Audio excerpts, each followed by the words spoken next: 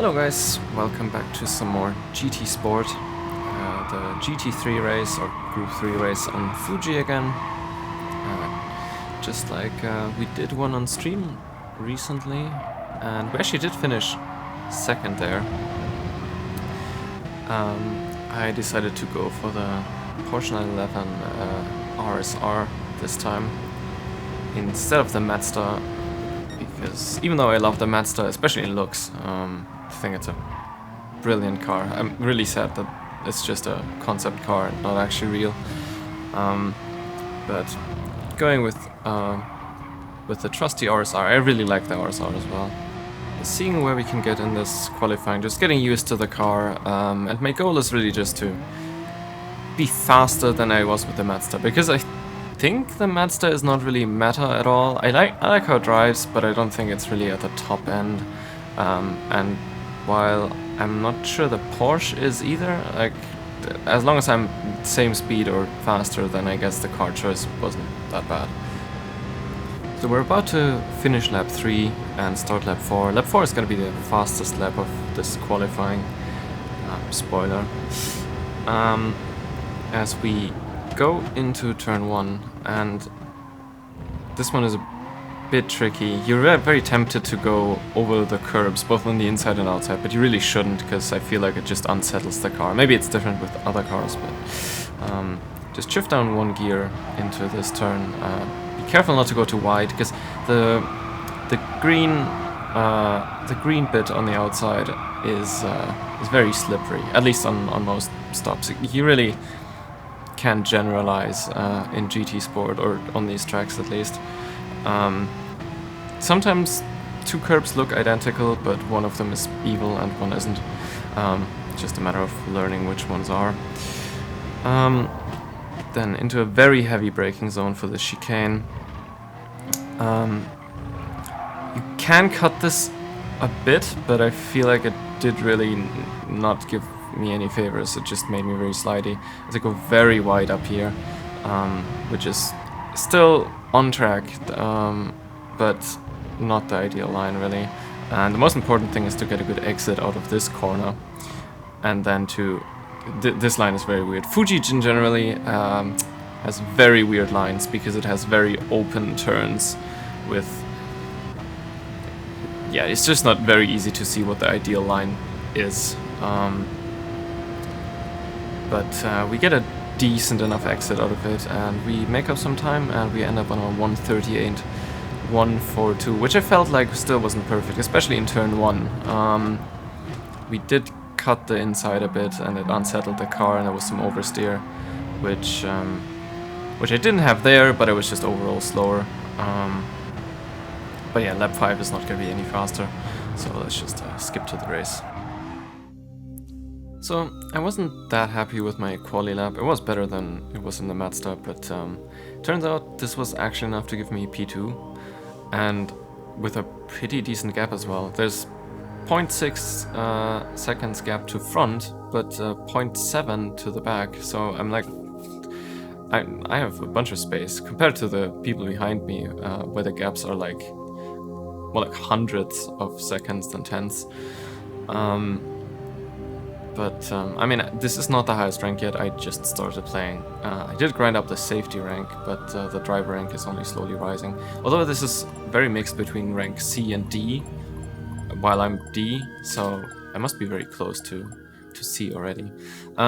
We need to use both the medium and soft tires in this race, and I decided to go with the mediums first, get it out of the way, because then in the end, when you're lower on fuel and lighter, you can have some nice fast soft tire laps, which I thought was probably a good idea. Also avoid the carnage on the medium tires, if there is any.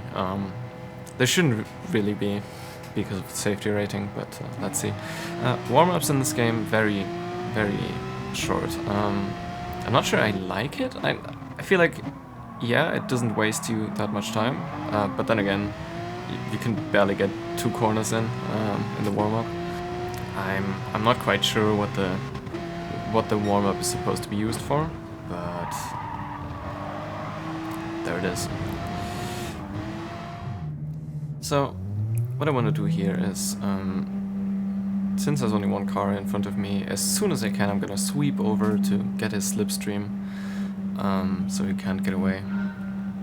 Slipstream, very important in this game, well, especially compared to Forza, where slipstream basically does not exist. I heard 7/10, up to 7/10 and behind you're gonna get slipstream, as we both go very wide, probably because of our cold tires. But he goes wider than me, and he goes on the Gr3 stuff, and he gets shaken quite a bit. I brake a bit earlier here, and I go on the throttle very late because I'm concerned about the way turn 1 went. But I'm actually getting a gap, and it's actually increasing quite a bit. I'm not sure, maybe the people behind me are fighting, but I'm gonna play this very safe at first, because as we look back, and there's definitely a penalty somewhere, since the guy in front was definitely faster in quali, so he couldn't have been a terrible driver, but he got caught out quite badly. I just don't want to make the same mistakes, as I do not really get the line right for this turn, but right now, as long as I don't spin, I'm kind of okay, so I'm just very careful on the throttle and on the brakes. But the gap is still increasing. I think the people behind me must be fighting each other quite badly and losing time to me. And I'm not really getting this line right at all, but at least the car was straight, fast enough. And I sweep over to the right to break the slipstream, and the guy behind me does not seem to even try to get back into it. He's just on the left side of the track, and he moves so massively. I'm not sure if he would have even had slipstream because he was too far back, maybe. Yeah, braking actually the same, hoping that the tires had warmed up already, but they hadn't. So going quite deep again. Now slowly I feel like I can start pushing, and I have to say this felt quite different from the qualifying because of the fuel load mainly.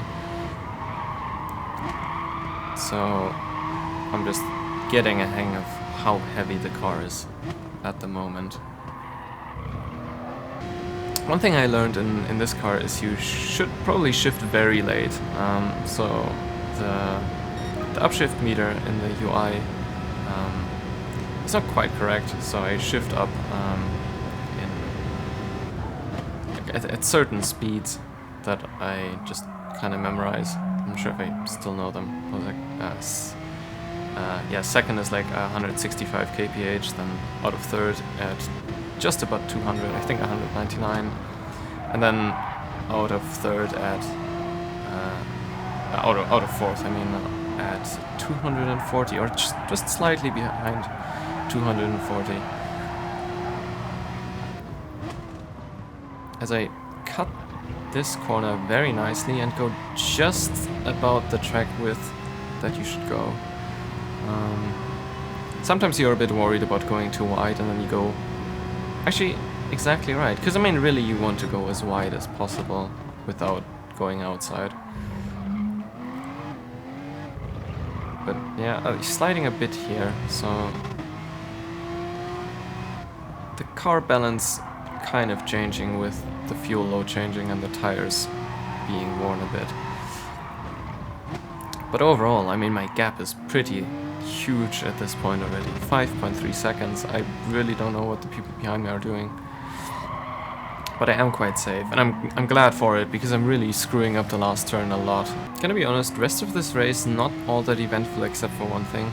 So we're gonna fast forward a bit to about halfway past the race, because we still need to pit. The pit is mandatory, simply for the tire change, because otherwise you get a 1 minute penalty. And I'm starting to wonder when people would pit, because I'm on the mediums, and that I screw up that corner quite badly, and I see that people behind me are starting to pit, except one guy. Like pretty much all of the people that could be a danger to me have been pitting. So I decide that I probably should pit next lap. I didn't want to pit before them to be stuck in with some slower people that would potentially slow me down. So I let them pit, and then I pit right after them, and I hope I get a really good in lap so that I'm in a pocket of clean air. Should not be too hard because of the gap that I had even before they started to pit. But as long as I don't screw up, at least I should be in front of those people. And I just need to hope that the people who are directly behind me right now either also pit and land behind me, or they don't pit and my pit stop is long enough so that I'm not stuck behind them. Pit stops are quite long. I think it's like 30 seconds. I quite like how GT does the pit spots as you cut this. Everyone seems to do that. I wasn't doing that in the first race I drove, and I think that was kind of a mistake. In fact, I could have probably gone more full throttle because people seem to slam into the right barrier a lot of times. I'd not minded. No refueling, just changing the tires to the softs. And yeah, the pit time is, I think it's always the same. I mean, like, depending on if you don't refuel, if you just change tires, then the time should be the same for everyone. And actually, I time the pit stop so well that I am still ahead in first.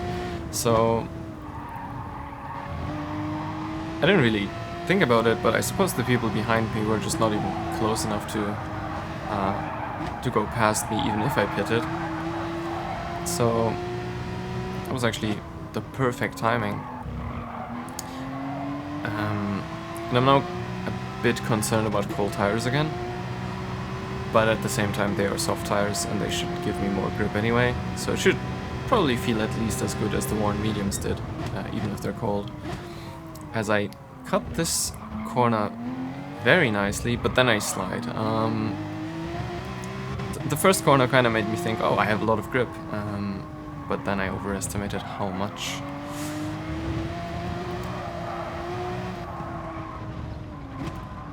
But yeah, for now, not really under much threat. I just need to manage and not make a mistake. I start to get a little bit worried towards the end, as you will see.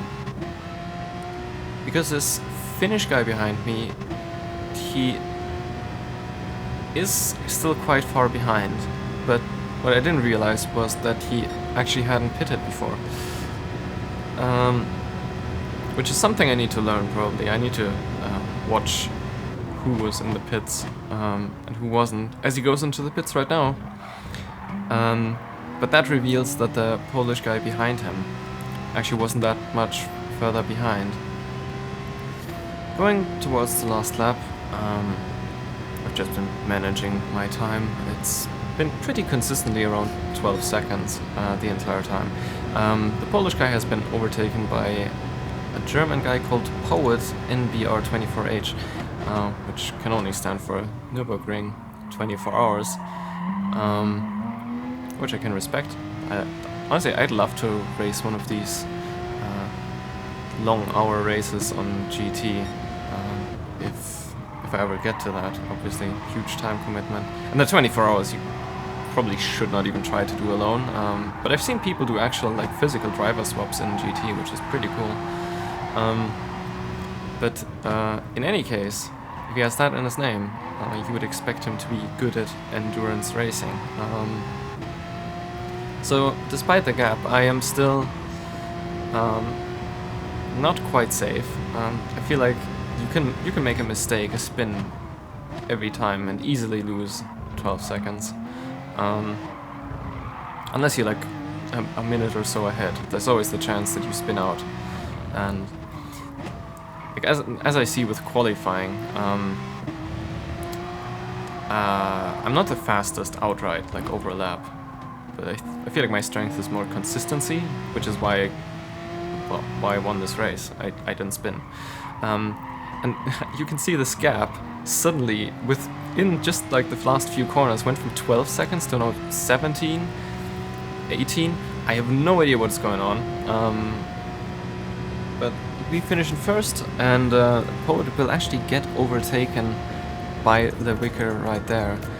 And actually, that's not the only one. He's gonna fall down the pecking order just within the last lap, unfortunately for him, as the Frenchman, Bene Alpino, which actually sounds more Italian if I think about it, he's gonna get a penalty for not pitting of 1 minute, which is quite stupid.